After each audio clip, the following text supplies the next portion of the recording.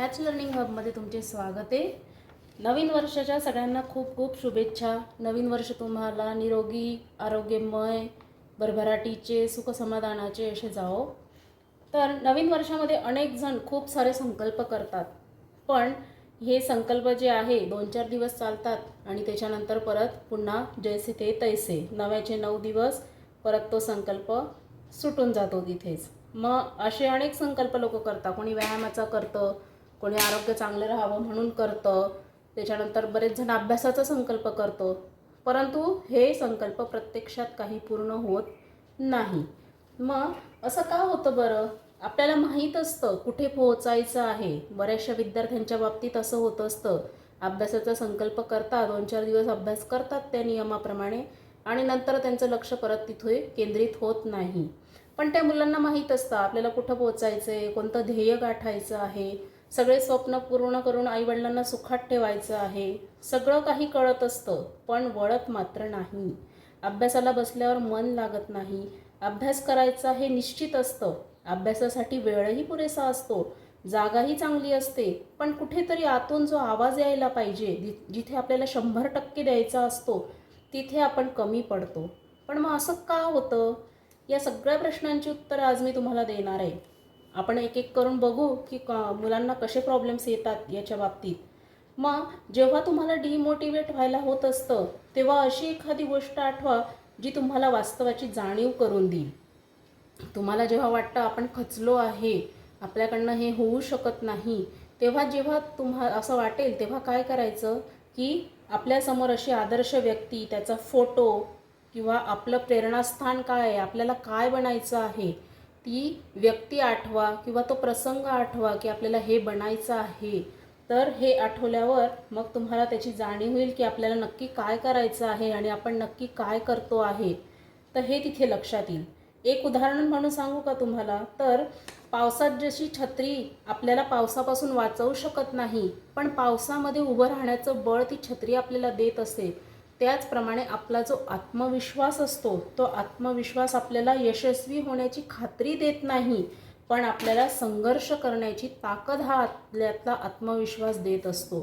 त्याच्यामुळे आत्मविश्वास हा खूप महत्त्वाचा आहे आपल्यामध्ये। त्याच्यानंतर अभ्यास करताना आपण काय करू शकतो?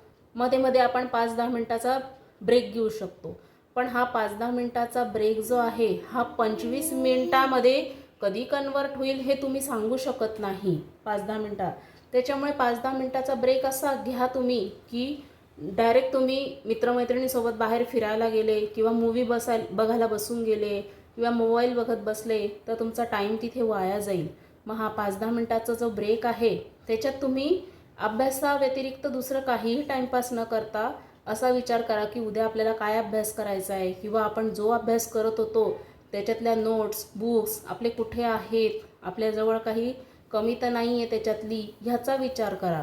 म्हणजे तो तुमचा ब्रेक जो आहे हा वाया जाणार नाही। त्याच्यानंतर अजून तुमचा अभ्यास जर होत नसेल तर एक गोष्ट करा की आपलं एखादं स्वप्न आहे आणि ते पूर्ण झालं तर ते पूर्ण झाल्यानंतरचं चित्र कसं असेल हे डोळ्यासमोर आणा। तो क्षण जो आहे, आपण स्वप्न पूर्ण केल्यानंतर आपल्याला काय आनंद होईल, आपल्या आईवडिलांना काय वाटेल, आपले किती कौतुक करतील, हे सगळं चित्र आपल्या डोळ्यासमोर आणा, म्हणजे आपोआप तुम्हाला अभ्यास करण्याची स्फूर्ती तिथे येते। त्याच्यानंतर आपलं मन जे आहे ते अगदी लहान मुलासारखं चंचल असतं। लहान मुलं कसे चॉकलेट दिलं की आपलं काम ऐकत असतात। मग आपण मुलांना सांगतो मी तुला चॉकलेट देईल, माझं हे एक काम कर, की मुलं लगेच ते करतात। मुलांना ते काम करण्यात इंटरेस्ट नसतो, पण त्यांना ते चॉकलेट मिळणार असतं, त्याच्यामुळे ते तिथे ते काम करत असतात। त्याचप्रकारे आपण आपल्या मनाला समजवायचं असतं। समजा आपल्याला मित्रांसोबत कुठे मूवी बघायला जायची असेल, फिरायला जायचं असेल, तर आपण आपल्या मनाला सांगायचं की एवढा अभ्यास केला तरच आपण मूवी बघायला जायचं किंवा आपल्या मित्रांसोबत तिथे जायचं, हे आपण आपल्या मनाला सांगायचं तिथे। आणि तो निश्चय करायचा आपण की हे काम झाल्याशिवाय आपण जायचंच नाही। पण यासाठी तुम्हाला काय लागेल? सेल्फ डिसिप्लिन लागेल। तुमच्या मनाला तुम्ही ही शिस्त लावा। ही शिस्त जर लावली तरच तुमचा हा अभ्यास जो आहे तिथे होऊ शकेल। आणि ही शिस्त, हा सेल्फ डिसिप्लिन 10वी-12वीच्या विद्यार्थ्यांसाठी अतिशय महत्त्वाचा आहे, कारण त्यांचे अतिशय महत्त्वाचे हे वर्ष असतात. हे डिसिप्लिन जर त्यांनी स्वतःला लावून घेतले, ह्या गोष्टी जर त्यांनी आचरणात आणल्या, तर नक्की त्यांना चांगले मार्क्स मिळायला आणि अभ्यास करण्यासाठी खूप फायदा होईल.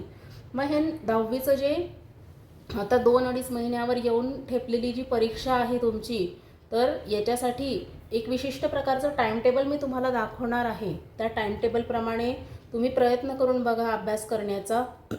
तो जर सफल झाला तुमचा, तर परीक्षेत तुमचे 5-10% नक्कीच तिथे वाढतील.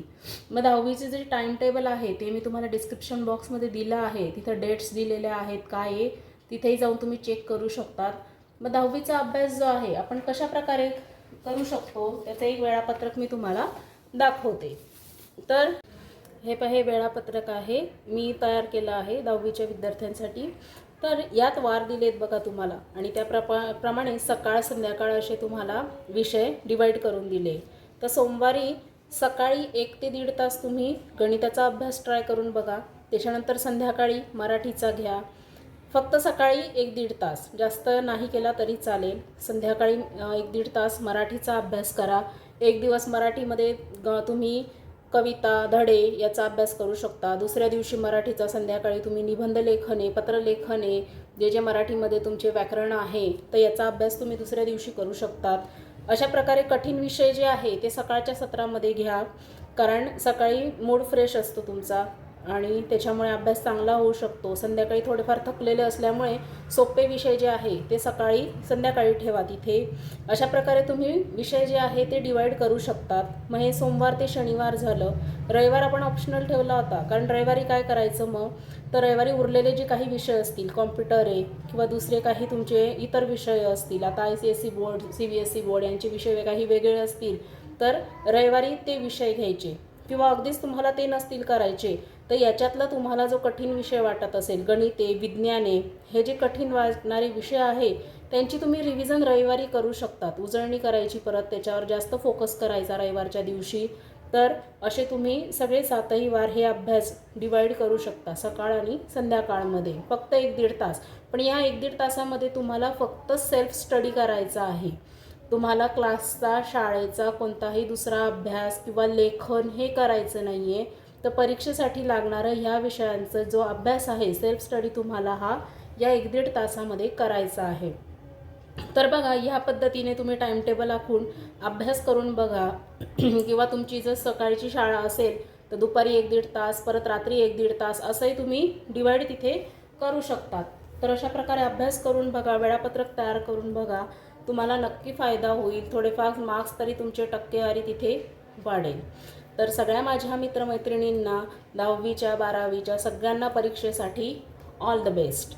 आणि पुन्हा एकदा नवीन वर्षाच्या खूप खूप शुभेच्छा. व्हिडिओ आवडला असेल तर लाईक करा, शेअर करा आणि सबस्क्राईब करा.